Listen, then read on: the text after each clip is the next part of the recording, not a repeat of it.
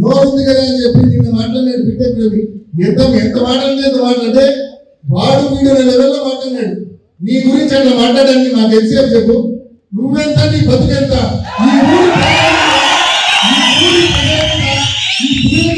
కళ్ళ వేసి ముగ్గురే దొంగతనం చేసి బతికేవాడు నువ్వు, ఇసుక దొంగతనం చేసి బతికేవాడు నువ్వు జగన్మోహన్ రెడ్డి గారి గురించి నోటికి వచ్చేట్టు మాట్లాడేవాడుగా. నోరు జాగ్రత్తగా పెట్టుకో. ఇంకా ఆయన మాట్లాడింది వివేకానంద రెడ్డి మంటారు. ఇప్పుడు భారతదేశంలో ఒక అత్యున్నతమైన దర్యాప్తు సంస్థ చేసి నీ తమ్ముడైనటువంటి అవినాష్ రెడ్డిని, మీ చిన్నాయనైనటువంటి భాస్కర్ రెడ్డిని అక్యూజ్డ్గా ముద్దాయిలు చేసి ఛార్జెస్ ఫ్రేమ్ చేసి ఆ ఛార్జ్ షీట్ కూడా వేసినారు.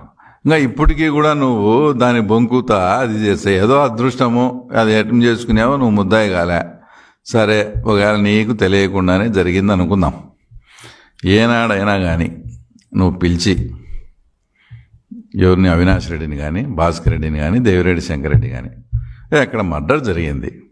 మర్డర్ జరిగిన తర్వాత మీరు మా మామ అంటే భారతి వాళ్ళ నాన్న హాస్పిటల్ నుంచి కాంపౌండర్ని పిలిపించి ఎందుకు కుట్లేపించినారు, తర్వాత ఎందుకు అక్కడ ఉండే సాక్ష్యాలను తారుమారు చేయాలని చూసినారు, అసలు మీకేం పని ఏంది, మీకేం సంబంధం, మర్డర్ జరిగింది మర్డర్ అని చెప్పాలి కదా, మీకు ఏమీ చేయమని ఎవరు చెప్పినారు అని నువ్వు ఏనాడన్నా కూర్చోబెట్టి అడిగింటే నీకు నిజంగా సంబంధం లేకుంటే నువ్వు అడిగేవానివి, లేదా నువ్వేనా చెప్పిండాలి వాళ్ళకు ఈ రకంగా చేయండి అని.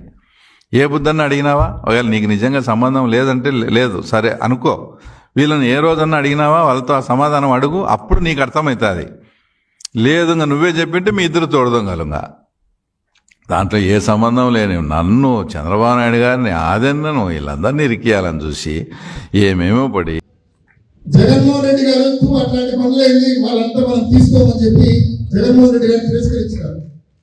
అతను 12 కోట్లు పెట్టి ఎమ్మెల్సీ పదవి నేను రిజైన్ చేస్తాను, మీరు ఆమోదించుకొని మీరు కావాల్సిన వాళ్ళకి ఇచ్చుకొని నేను అమ్మేసుకుంటాను ఆ పదవి. అదేవిధంగా ఆ తర్వాత మీరు జాయిన్ చేసుకుంటే వైసీపీలో చేరుతా, మీరు జాయిన్ చేసుకోకపోతే నేను రమేష్ను పట్టుకొని నేను బీజేపీలోకి వెళ్ళిపోతాను అని ఆయన చెప్పిన మాట సాయిరెడ్డి గారి దగ్గర పోయి చెప్పినాడు. జగన్మోహన్ రెడ్డి గారు నో చెప్పినాడు. ఇదే ఆయన బతుకు, పదవిని అమ్ముకునే దౌర్భాగ్యమైన బతకాలి. ఈ రోజు నువ్వు అతను వచ్చి మళ్ళీ పెద్ద మాటలు మాట్లాడుతూ ఉన్నాడు. నీచమైన బతుకునేది నువ్వు కన్నా మళ్ళా నిన్ను నీ పార్టీ నమ్మి నీకు ఏదైనా కట్టబెట్టా కూడా మళ్ళీ వైసీపీ అధికారంలోకి వచ్చినాక నీ బతుకిదే, మళ్ళీ పదవి అమ్ముకుంటానని చెప్తావు. ఈరోజు ఎమ్మెల్సీలతో సుమారుగా 20 మందితో రాజీనామా చేయించారు మన పార్టీకి సంబంధించిన ఎమ్మెల్సీ. కానీ ఆడ చైర్మన్ మంచోడు అయ్యి వాళ్ళ రాజీనామాలు యాక్సెప్ట్ చేయలేదు.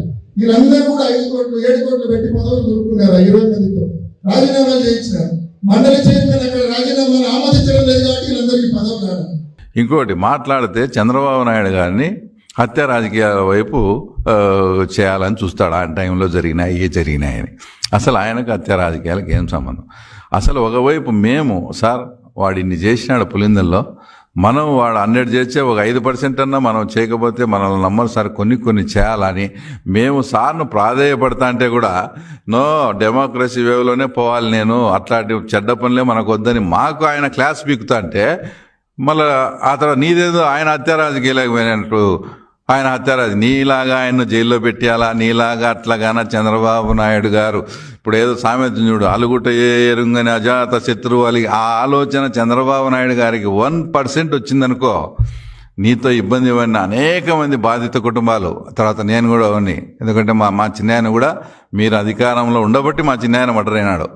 ఇలాంటి బాధిత కుటుంబాలు ఎంతోమంది ఉంటాం. చంద్రబాబు నాయుడు ఒక కనుసైగ చేస్తే ఫస్ట్ విక్టిమ్ నువ్వే, ఆ విషయం నువ్వు గుర్తుపెట్టుకో.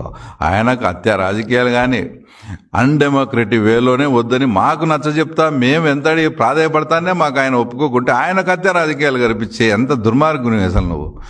కాబట్టి అసలు పులిందుల ప్రజలు కూడా ఏమనుకుంటారు తెలుసా, ఏదో జరిగిపోయింది, ఆయన ముఖ్యమంత్రి నాడు చనిపోయినాడు, మళ్ళీ ఇవన్నీ పాత ఎన్ని లేపి రాజారెడ్డిని రాజశేఖర రెడ్డిని మళ్ళీ తిట్టేట్టు చేస్తాడు జగన్మోహన్ రెడ్డి. అసలు జగన్మోహన్ రెడ్డి రాసేడు ఎందుకు ఇట్లా చేస్తాడని పులివెందులలో ప్రజలు నవ్వుకునే పరిస్థితి. కాబట్టి ఫైనల్గా నువ్వు రాష్ట్ర ప్రజలను 5 ఏళ్ళు బాధ పెట్టలే, అందరినీ భయపెట్టినావు. కాబట్టి ఆ భయం నుంచి తేరుకొని చేయాలంటే ఇది అసంభవం. ఏదైనా ఇప్పుడు కూడా పులివెందులలో వచ్చే ఇంకొక 2 ఏళ్ళు కళ్ళు మూసుకొని సేమ్ డైలాగ్ సేమ్ రొటీన్. కాబట్టి ఆ కళ్ళలు అనేది నువ్వు అసంభవం అని చెప్తూ ఆయన మాట్లాడాడు, పెద్ద విశ్లేషకుడైనా. ఆయన ఏమంటాడు, మనమంట మన ప్రభుత్వంలో ఎవరిని బాధ పెట్టడం కాదు, భయపెట్టామంట. భయపెట్టాం కాబట్టి మనకు మళ్ళీ ఓటేయాలంట. ఆయన ఈ నీతి వాక్యాలు, శుద్ధి వాక్యాలు బాధ పెట్టడము, భయపెట్టడం కాదు. నువ్వు ప్రజల సొమ్మును దోపిడీ చేసి పారేస్తావు. నిన్ను నీ ప్రభుత్వాన్ని వదిలిపెట్టే సమస్య ఉండదని చెప్పి మనవి చేస్తూ, తప్పకుండా ప్రజల చేత నీకు బుద్ధి చెప్పించే కార్యక్రమం కూడా తప్పకుండా ముందు రోజుల్లో జరుగుతుందని చెప్పి కూడా తప్పకుండా తెలియజేస్తూ, ఇటువంటి వాళ్ళు మాట్లాడే మాటలకు దయచేసి కూడా ఎవరు కూడా నొప్పికి గురి కావద్దు. ఆయన మాటలు చూసినప్పుడు, అదేవిధంగా వేముల మండలం నాయకులు మాట్లాడిన మాటలు చూసినప్పుడు నాకు కూడా కొంచెం నొప్పి తగిలింది.